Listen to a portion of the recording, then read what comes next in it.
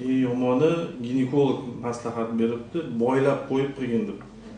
Hamma narsa qilib ko'rdim. Boylab O'g'lim bu yerda o'sha boylab qo'ygan paytingda mana buni bechorani o'sha bilmayman, o'sha o'zini boylab qo'yib orqasiga butilka tiqish kerak o'sha ginekolog o'zini.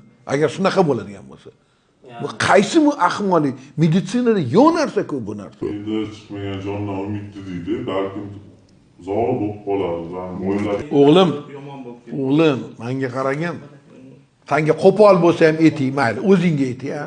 Sani orqangga bir narsa tiqsam yoqadimi? Xo'p, boylab qo'yib tiqsamchi? O'g'lim, xuddi shunaqa narsa. Nima farqi bor buni? Nimaga uni boylab qo'yib qilar ekan? Qaysi ahmoq? Bilib qo'yinglar shuni. Ahmoq ginekolog shuni aytgan. Borib aytib qo'ygan. U yerga qo'yib bergin meni gapirgan gapimni. Tushundingmi nima deyotganimni? Qat'iy ginekolog aytdi shuni. Klinikaga bordik, darmon servisiga. Darmon servisida ginekolog aytdimi? Ota nima ekan? Qo'rqmasdan nimadan qo'rqasan? Darmon servisidagi o'sha ginekolog po'qyapti bo'lmasam. Po'qimni ham bilmas ekan, bilib qo'ying. Manda ham bo'ldi endi. O'zini boylab qo'yib ko'tiga tiqish kerak butilkani. Endi to'g'risi aytsa bir xillari 4 ta bor. 4 ta ginekologga bordi. Bittasi ichirib qo'ydi dedi. Nima aytsam, o'shanda miya rastlaboni beradi, men uni shingitib olasan. Haftada hop ichirdim, nima rizon bormi desa, o'zida bir xil organizmni ichirib qo'ysak, sal raslab bo'ladi, keyin qo'shilib ketadi. Bunisi aytsam bo'ladi, uy keldi, yana to'g'risini aytsam, men uni ichib ko'rmadim, miya o'chdida, lekin tarqashyapti ba'zi. Va to'xtadim, va bunisi ekan. Tramadol bilan dedik ham chiqdi. Tramadol bittasi bilan ginekolog bilan telefonda gaplashganimda naqadda sizlarning keltiradigan dorilar bor-ku, chiqib ketdi-yu, o'shani ichirganda edi, ketdi tramadol yo'lga ichib bordi. U rastaboni beradi, miyani o'chirib qo'yishdan ishini bitirasan. Keyinchi dorini ta'siri ketgandan keyin nima bo'ladi, nima deydi? Bo'ladi, to'xtab turadi. Agar ertaga mayli ichib ko'rish problem emas, doriga o'tirib qolsa ham nima qilaman? Mayli birinchi bak ichda ham buyuruvdi. Ertaga nima bo'ladi desa. Tavakkal ko'rdi. Shunda ham korotchi edim, boshqa iloji yo'qdim, nima bo'lsa bo'ldi, bunisi yo'qdim, bordim. Ya tramadol ikkidan olib keldim, ana dorisini oldim, sutga qo'shdim, ichdi. Ozgincha rizon bo'ldi, где-то 3 minut rizon bo'ldi. Endi mana qilamiz, shu miya bo'ldi, taqqa to'xtadi. Narkotik. Narkotik edi. Biz ikkita variant qoluvdi. Endi har bola ko'rdingiz, bittasi narkoz bilan kestirish, ikkinchi yo'q, siz endi ko'rsiz videolarni ko'rdingiz. Salkam qilib yillastashingiz bor, to'xtatib boringlar. Hozir bu narsani ochib o'ying, kimimizdan boshqa hech kim bilmaydi. Ginekolog buni davolamaydi qizim. Seksual patologiyani ginekologiyaga nima aloqasi bor? Bizda seksual patologiyasi urologga chopadi yoki ginekologga chopadi. Bundan nima aloqasi bor?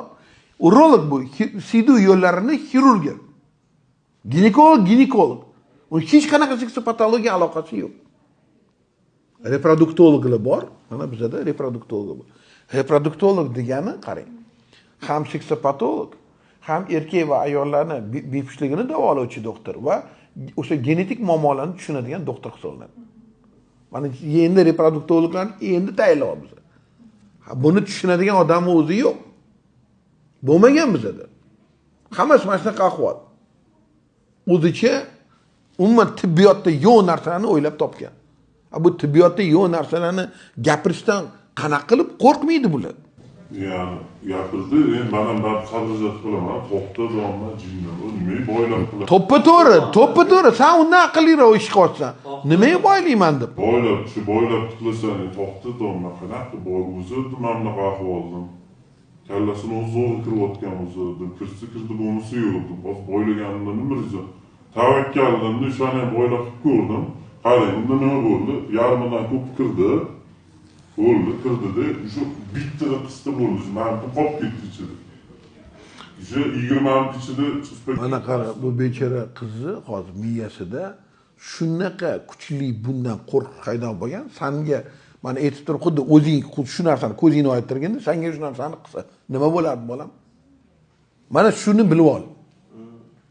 zo'rlab turib, teng bo'lsa sana qo'l oyog'ing voy desang bermasa, qo'l oyog'ini boylab qo'yib, haligi bolalarga zo'rlab klizmalar qilishadi-da, dotlatib. Men aytaman, "Voy, nima qilyapsan?" deyman.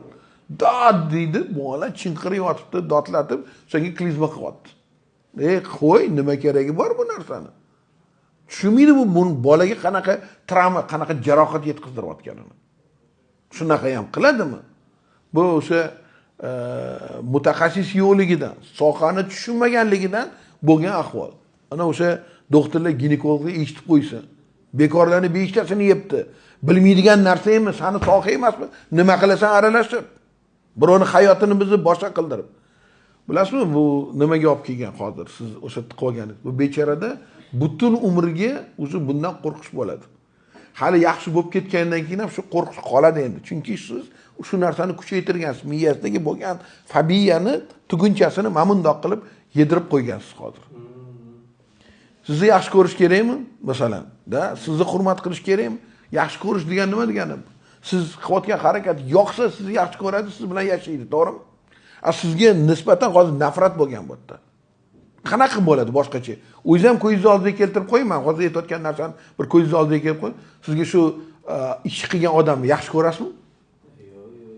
Xuddi shunaqada. Nafrat bo'ladi, boshqa narsa bo'lmaydi. Tarbiyasi bor, bechora tushunadi. Endi shu narsa bo'lish kerak ekan deb o'tiribdi shu. Faqat boshqa narsa emas. Hozir to'g'ri bo'lgan bo'lsa, oz bunga yetganman. Nimadir bo'lsa, meni ayblab urdi. Ular qilmayapti deb bo'ldi deganman. Bitta bor yo'q, hozir yana aqlli bola ekansan, otangga rahmat. To'g'ri tarbiya olgansan, aqlli odam ekansan. Xotin butun umrga-yu, to'g'rimi? Butun umrga-yu. Shunda hamma gapdi. Hamma gap shunda. Qanaqa buni jonini ortish mumkin? Qanaqa jonini ortish mumkin? Yaxshi ko'rgan ayolini jonini ortadimi birov? Asamini himoya qilish uchun buni o'sha care deydi, nima deydi, haligi zabota qilish uchun buni butun umr o'sha mehr berib, o'shani sevgisiga erishmoqlik uchun olingan bu xotin. Bugun mana hozir ko'rib beramiz, 5 minutda qizim, hamma narsa hal bo'ladi, boshqa qiladi. Gapidan 100% vagingiz faqat og'ir, yengil. Hozir chunki bu qilingan ishlardan keyin juda og'ir o'sha holatga tushib qolgan bo'lishingiz kerak. Bolani ham o'zini ham ko'rib olamiz deb, men texnologiyamiz bor, darrov bu narsani davolab, to'g'rilab beramiz. Tuzalib ketaman. 100% qizim nima deyapsiz? Hech qanaqa shubha bo'lmasin. Xudo xolasa. Hozir kapitalizatsiya qilinglar deb, bugundan boshlash kerak bu narsani. Xo'p? Davayt. Salomat bo'linglar. Baxtli bo'linglar. Hali kulib yurasizlar buni eslab. Xo'p, salomat bo'linglar.